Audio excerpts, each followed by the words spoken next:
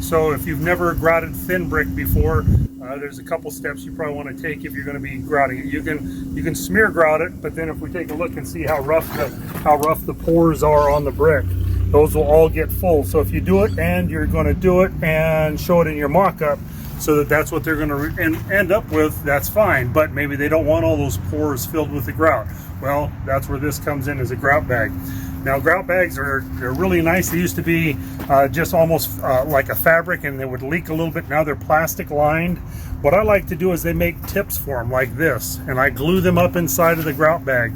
Now, if you'll notice, the size of the tip is different here. The size, this is a new one. I ground this one down to open up the hole to make it a little bit easier to get the grout through. Okay, so then we get our grout bag, we come up here, and then we want to fill that joint all the way up.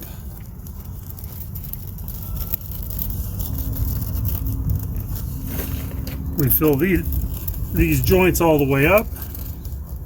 Talk a little bit. I talked about how rough the brick is. So if you can notice up here, you see the change in color between this and this. We've rolled a grout release on this, a sealer to help, a grout release to help protect the brick so that this grout doesn't go off so fast on the face.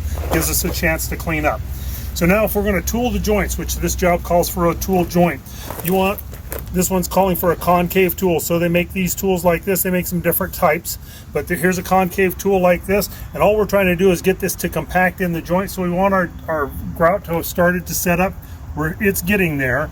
Maybe a little soft still, but not too bad. So we just want to get our joints tooled to get them nice and packed in there, nice and smooth.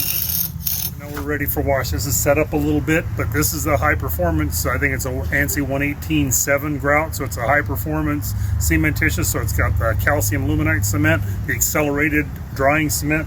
If we leave this on there too long, we're gonna have real issues. So that's what. So we've got the grout release on here. So yes, I'm getting some on the top of this, some grout a little bit, but mostly it's just the sand, not a whole lot. Now just drag nice and clean in the direction of the brick.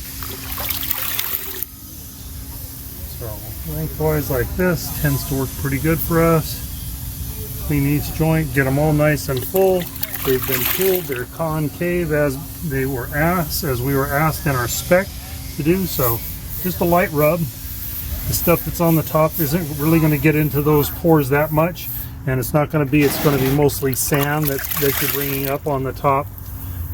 And that sand isn't going to stick in those joints. So when we're done with all this, we're still going to come back and do a light clean. Hopefully don't have to use a sulfamic, but maybe we have to. But mostly just a detergent, just to get any last little haze off and make it all nice. We've got some movement joints to still put in. So after we're done with all that, then we'll be wrapped up with this one. All right, thanks.